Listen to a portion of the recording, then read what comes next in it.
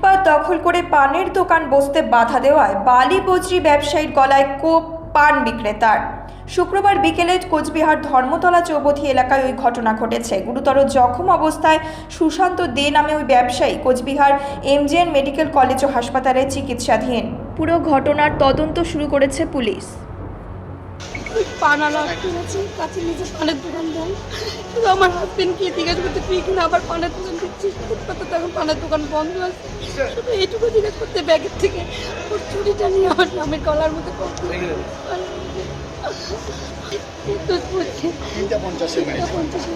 এর আগেও ওই একই কাজ করছিল, তখন আমরা সবাই মিলে থামাই থামিয়ে গেছি, তখন পারেনি। আজকে প্রতিশোধটাও ছিল, ওর অনেক দিন থেকে এটা ছিল টার্গেট যে ও কিছু করবে। এর আগেও ওরকম করে করছে। আগেও সেম ওই পানের দোকানে নোংরা টোংরা ফেলতে জন্য বলতো জন্য আমার দোকানের সামনে ফেলতো বলে ওর ওইটাই রাত ছিল। কেন ওকে বলা দোকান করে ওখানে আমাকে ওরা জোরজুলুম করে মারতে আসে, মারি সারে ব্যবসা করে আমাকে ধাক্কা দায়ী করে করতে আসে, জোরজুলুম করতে লাগিয়ে গেছে দাদা, জোরজুলুম করতে লাগিয়ে গেছে। আমার পিছনে ওরা সবাই দাঁড়া করছে দাদা, আমার পিছনে ওরা সবাই দাঁড়া করছে। আপনি নাকি মেরেছেন এরকম শোনা আমি মারি তো যুদ্ধ ভালো করতে লাগিয়ে গেছে দাদা, যুদ্ধ ভালো করতে লাগিয়ে গেছে, যুদ্ধ ভালো করতে লাগিয়ে গেছে দাদা। আপনার কিসের দোকান? আমাকে ধাক্কা দায়ী করছে। আপনার কি নাম? আপনার নাম কি? আমার তপন রায়। তপন রায়। তপন রায়, আমি তিনজন জায়গায় দোকান করি। ঘটনাটা ও সুপারি দোকান করে, ওইখানে পৌরসভার লোক কাজ করা রাখছে, ও ফালাচ্ছে আবার ড্রেনে।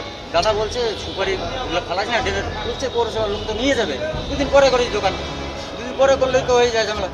আমি দোকান করবো, ড্রেনে ওগুলো ফালাবো ছিল, তার বাবা বলছে কিছু করতে পারবি না, আমার জিনিস আমি করবো। দাদা কয়টা করিস না, ও ফাঁস করে ব্যাগের থেকে দাদা আমাকে মারে দিল। ওই মারার সাথে আমরা দৌড়াইছি পিছনে, দৌড়ে ধরানোর জন্য দুই একবার শিবকলি মোড়ের সামনে ক্রস করছি ওকে। আমি ক্রস করার পরে ও আমাকে আবার মারতে গেছে, তো আমার পিছিয়ে গেছে।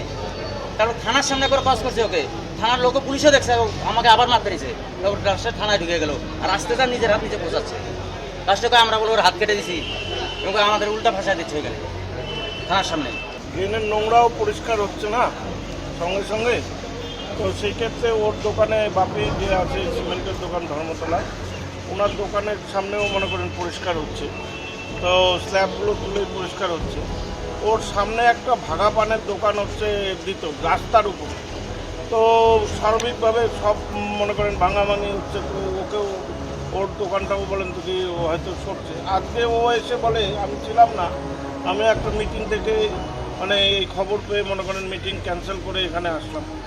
তো ঘটনা হলো যে আমি শুনতে পারলাম যে ওর বউ আমাকে ফোন করে যে এরকম এইখানে এই ছেলেটা একটু হুজ্জতি করছে, তো সেই সময় তো আমিও যেতে পারিনি মিটিং ছেড়ে। তো এই ঘটনার পরে তো আসলাম, পরে যা শুনলাম যে ওই ছেলেটা আর কি নোংরাগুলো নিয়ে আর কি ওর দোকানের দিকে দিচ্ছে। স্বাভাবিকভাবে দোকানে যারা এরা স্টাফ ছিল যে কেন এটা করছিস, তারপরে স্টাফদেরও বলে একবার দুবার বলে থেকে স্টাফদের উপরেও তাড়া করলো। তারপরে ওর ওয়াইফের মানে যে আজকে এখানে যাকে মারছে তার ওয়াইফও দোকানে ছিল, তার গায়েও বলে নোংরা টোংরা দিয়ে মনে করেন ঢিলাঢিলি শুরু করলো। তারপরে স্বাভাবিকভাবে দোকানের যে মালিক সে বলছে যে এরকম কেন করছিস, বলতেই বলে হচ্ছে ব্যাগের থেকে মানে কি একটা মানে কাটারি না কি বের করে ওর মানে গলার মধ্যে মেরে দিল। আমার তো মনে হয় যে এটা উদ্দেশ্য না থাকলে বলেন তো কি এতটুকু সময়ের মধ্যে কেউ এত বড় ঘটনা করতে পারে, এটা নিশ্চয়ই কোনো ওর মানে মানে আগের কোনো পরিকল্পনা ছাড়া আমার মনে হয় না। তারপরে ও হচ্ছে শুনলাম যে থানায় ও দৌড় মারছে, সবাই বললো যে ওকে আর ধরাও গেল যায়নি, থানায় ও দৌড় মারছে, এখন নাটক শুরু করছে আর কি। যাই হোক, যেটাই হোক, আমার একেবারে সমস্ত যা কিছু আছে সমস্ত চারিদিকেই সিসিটিভিটা, ধর্মতলা মোড়টাই সিসিটিভি দিয়ে মোড়ানো। প্রশাসনের মতন সব রকম মনে করেন যার কাছে যেইভাবে সহযোগিতা চাইবে নাগরিকরা সেইভাবেই সহযোগিতা করবে, প্রত্যক্ষদর্শীরাও করবে। কিন্তু আমি একটা জিনিস বারবার বলি যে উদ্দেশ্য ছাড়া এতটুকু শর্ট টাইমে কারুর মানে ফট করে এটা কিছু হতে পারে না। Bureau report, news metro.